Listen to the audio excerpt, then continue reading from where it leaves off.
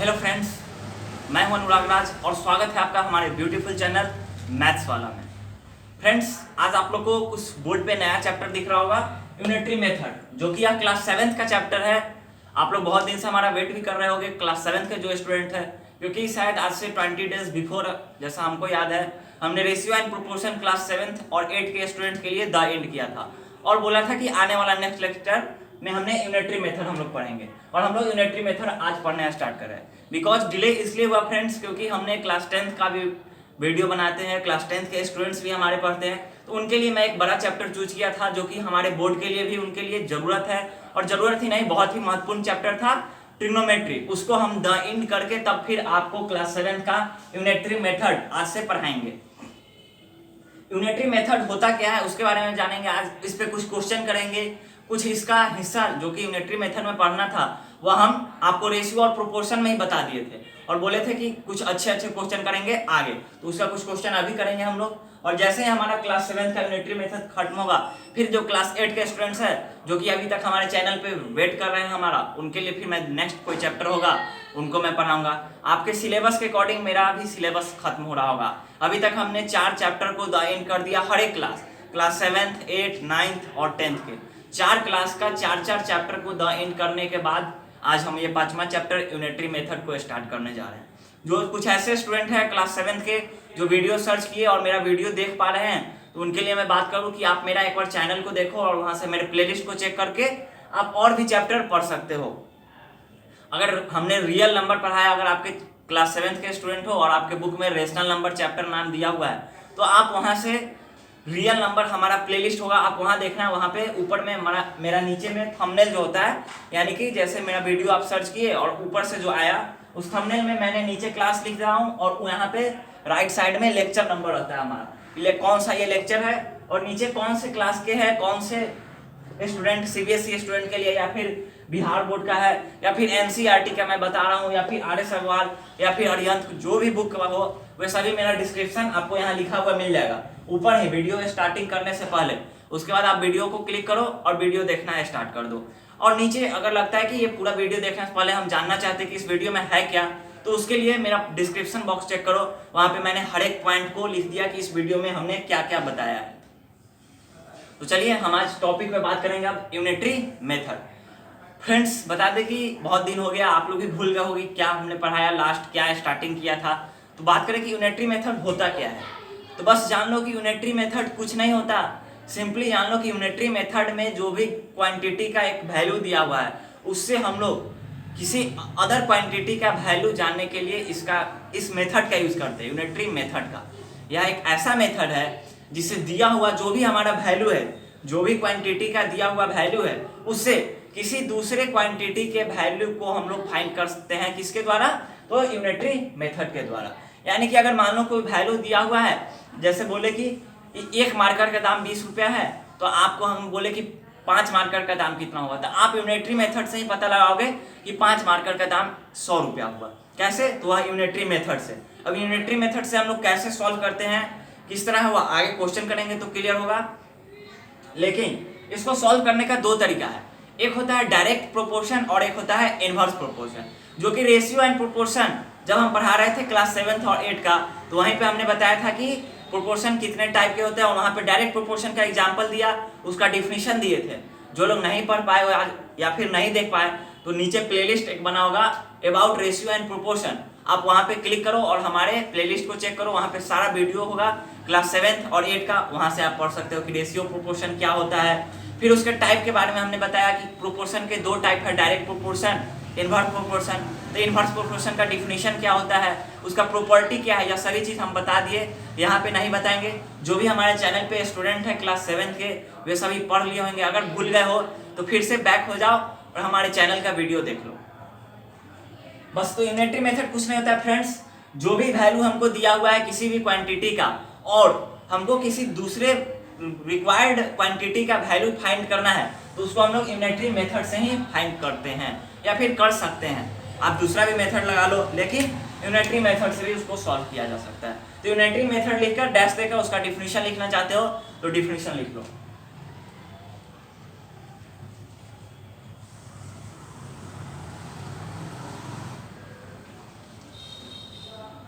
Unitary method क्या होता है फ्रेंड्स। यूनिटरी मेथड लिखिए, डैश दीजिए और डैश देकर लिखना स्टार्ट कीजिए। लिखिए, स्टार्ट कीजिए। A method in which the unit quantity a method in which the value of unit quantity is first obtained to find the value of any required quantity is called unitary method। बस definition भी हमने वही लिखा है जो समझा है कि कोई भी यूनिट क्वांटिटी का वैल्यू दिया हुआ है और उससे हम लोग को किसी रिक्वायर्ड क्वांटिटी का वैल्यू फाइंड करना है तो हम लोग यूनिटरी मेथड से ही फाइंड कर सकते हैं या करते हैं फ्रेंड्स। और कुछ नहीं होता है यूनिटरी मेथड। इसको सॉल्व करने का दो तरीका है, एक होता है डायरेक्ट प्रोपोर्शन और एक होता है इनवर्स प्रोपोर्शन। तो डायरेक्ट प्रोपोर्शन एग्जांपल करेंगे उसका, फिर इनवर्स प्रोपोर्शन का एग्जांपल करेंगे, उसके बाद फिर आगे हम लोग बात करेंगे। तो चलिए हम लोग डायरेक्ट अब बात करते हैं क्वेश्चन पे। क्वेश्चन है इफ कॉस्ट ऑफ 15 ऑरेंज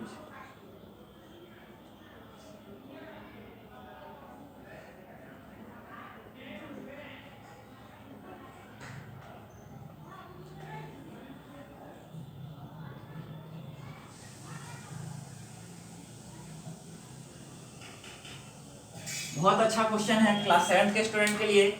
ज्यादा मैं हाई लेवल का अभी नहीं दिया, बस बेसिक क्वेश्चन उठाया है अपने मन से और इसको पुट किया है। If cost of 15 orange is 330 तो find the cost of 39 orange.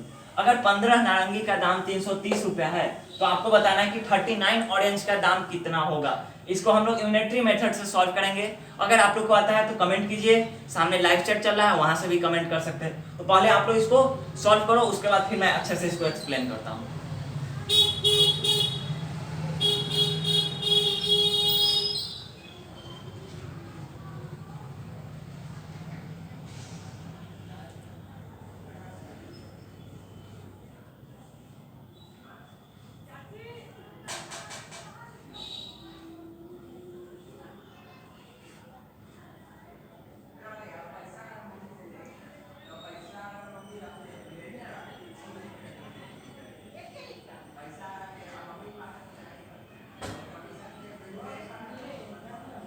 चलिए फ्रेंड्स, नया चैप्टर है, आप लोग को उतना टाइम नहीं देंगे क्योंकि हो सके आप लोग को समझ में भी नहीं आया हो।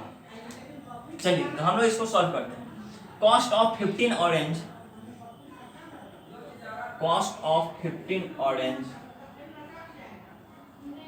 इज ₹330। 330 रुपये दाम है 15 नारंगी का। तो आपको बता दे कि अगर हम एक नारंगी का दाम निकाल लेंगे, अगर मान लीजिए जैसे एक मार्कर का दाम है 5 रुपया तो 2 मार्कर का दाम 10 रुपया हो जाएगा। सिंपली उसको मल्टीप्लाई कर देंगे तो हमको एक का दाम मालूम होगा तो हम कितना का भी दाम निकाल देंगे जितना हमसे पूछेगा। तो हमको तो एक का पहले निकाल लेते हैं। तो चलिए, तो कॉस्ट ऑफ, ये साइन जो होता है फ्रेंड्स इसको बोल देते हैं कि यह साइन दिखे, यानी कि जो बात यहाँ लिखा हो वही बात सेम बात यहाँ पे भी आएगा। तो कॉस्ट ऑफ 1 ऑरेंज is ₹330/50। इसको कट कर देंगे तो 22। तो एक नारंगी का दाम 22 रुपया है और हमको कितना फाइंड करना है 39। फिर लिखेंगे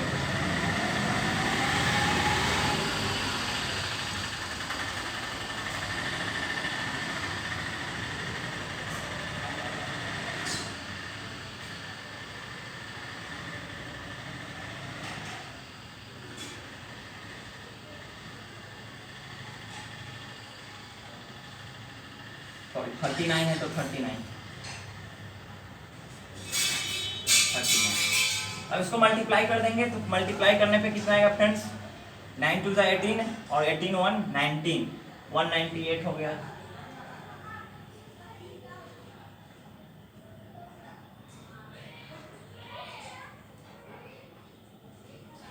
₹978 हमको 39 ऑरेंज का कॉस्ट लगेगा। तो इस तरह यह डायरेक्ट प्रोपोर्शन का क्वेश्चन है। हमने फिर से बोल रहा है कि आप एक बार प्लेलिस्ट हमारा चेक कर लो, रेशियो और प्रोपोर्शन का, वहां पे हमने बताया कि डायरेक्ट प्रोपोर्शन क्या है। हमारा थंबनेल में ही आपको यहाँ पे दिख जाएगा कि डायरेक्ट प्रोपोर्शन पे इस लेक्चर में हमने पढ़ाया, वहां से उस पर क्लिक करना और उसमें अच्छे से बताया कि डायरेक्ट प्रोपोर्शन का प्रॉपर्टी क्या है, कैसे बताएंगे कि डायरेक्ट प्रोपोर्शन है या फिर नहीं है। तो इसके लिए आप वहां से चले जाओ, वहां से हमारा प्लेलिस्ट देख लो, उसके बाद समझ में आ जाएगा। इसको नोट करो। उसके बाद फिर हम लोग आगे कुछ और भी अच्छा क्वेश्चन करेंगे। यह बेसिक क्वेश्चन है, बेसिक से स्टार्ट किए और आगे अच्छा क्वेश्चन तक हम लोग जाएंगे। इसको नोट करो पहले।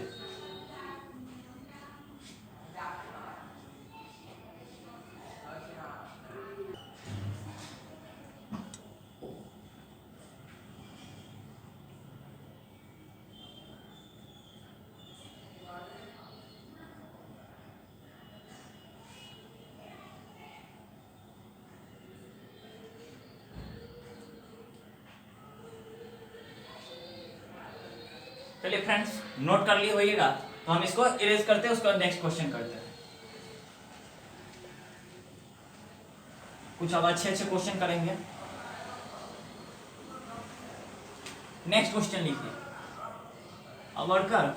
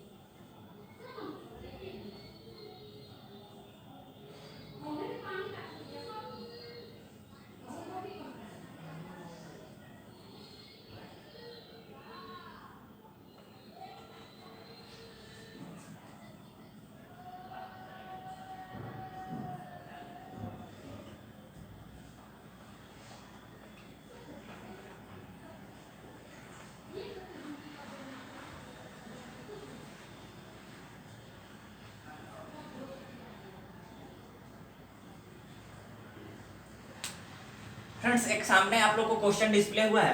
अ worker paid ₹1110 rupees for 6 days if his total wage during a month ₹4625। Find his work. वह कितना दिन काम किया, यही आपको फाइंड करना है। या इसको फिर से अच्छा से लिख लो। फॉर हाउ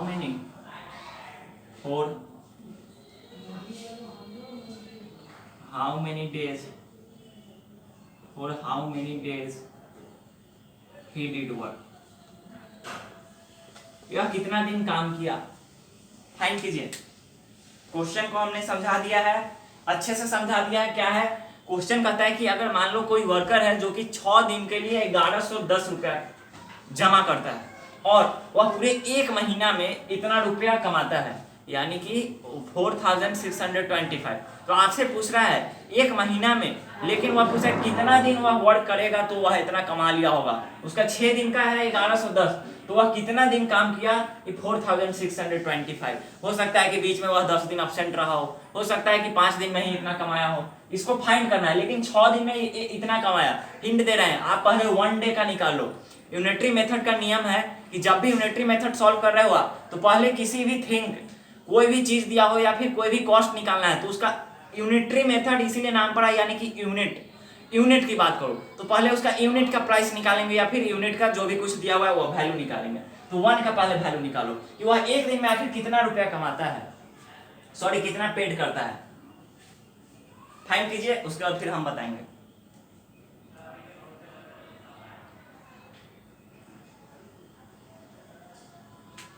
वर्कर है, वर्कर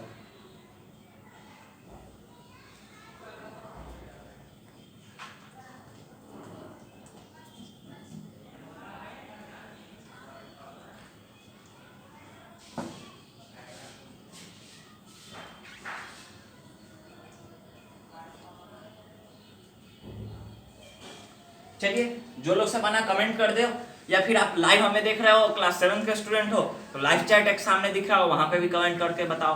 तो चलो हम अब सॉल्व करते हैं इसको। हमने आपको हिंट दिया था कि 1 डे का निकालने के लिए, तो हमने पहले 1 डे का निकाल लेंगे। चलिए वर्कर पेड ₹1110 फॉर 6 days। तो लिखेंगे यहाँ पे वर्कर पेड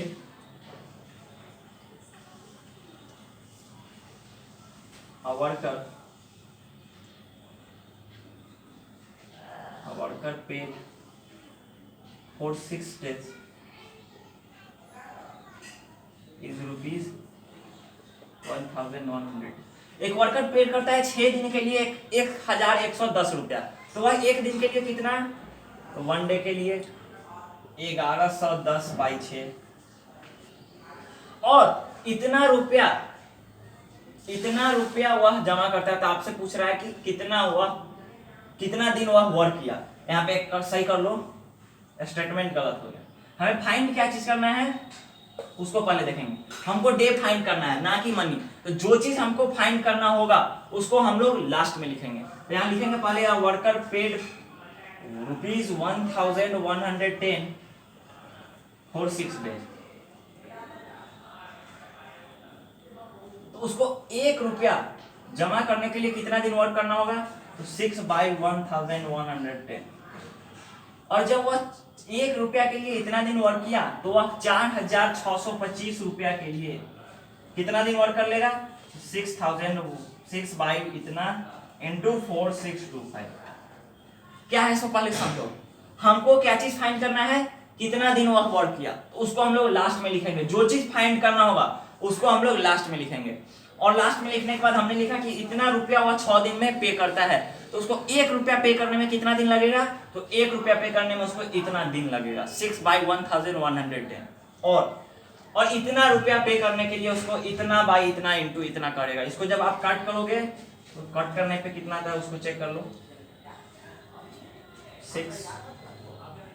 185 आया। और इस 185 को इससे कट करेंगे तो शायद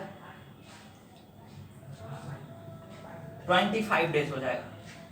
तो वह महीना में 5 दिन अब्सेंट था और 25 दिन वर्क किया और इतना रुपया पे करना पड़ा उसको। कितने दिन में, तो 25 डेज में। तो इस तरह आपको क्वेश्चन समझना होगा फ्रेंड्स। उसके बाद फिर आपको बनाना होगा, जो चीज निकालना है उसको हम लोग को लास्ट में लिखना होता है। इसको भी नोट कर लो।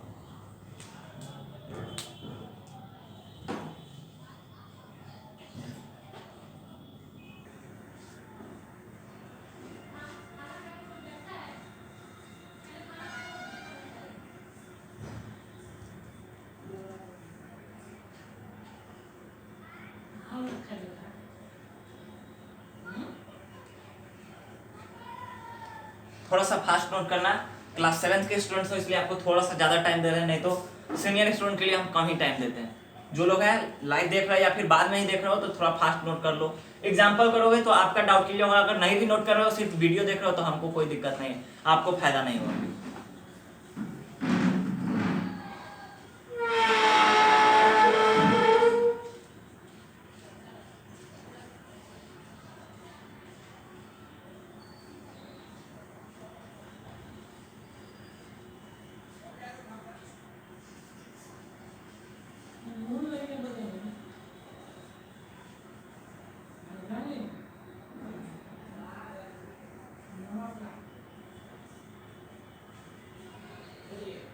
चलिए फ्रेंड्स इरेज करते तब।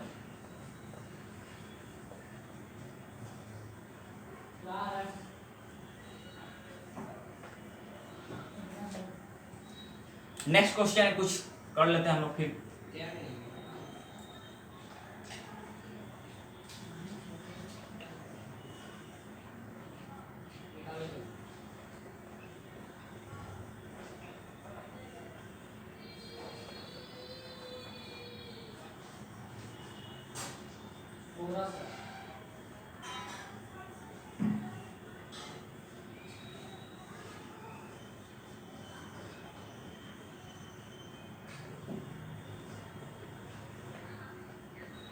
क्वेश्चन क्या है फ्रेंड्स, देख लो।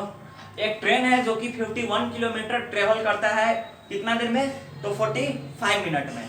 और आपसे पूछ रहा है कि how long will it take to cover, यानी कि कितना देर लगेगा उसको। कोई भी डिस्टेंस यहाँ पे लिख दो, मान लेते हैं कि 221 किलोमीटर। तो अब उसको कितना देर लगेगा इस डिस्टेंस को कवर करने में। यूनिटरी मेथड का क्वेश्चन है, इसको भी सेम उसी तरह पहले यूनिट का हम लोग टाइम निकालेंगे कि 1 किलोमीटर चलने में उसको कितना टाइम लग रहा है, और जितना आएगा उसको फिर मल्टीप्लाई कर देंगे इससे। तो उसको सॉल्व कीजिए।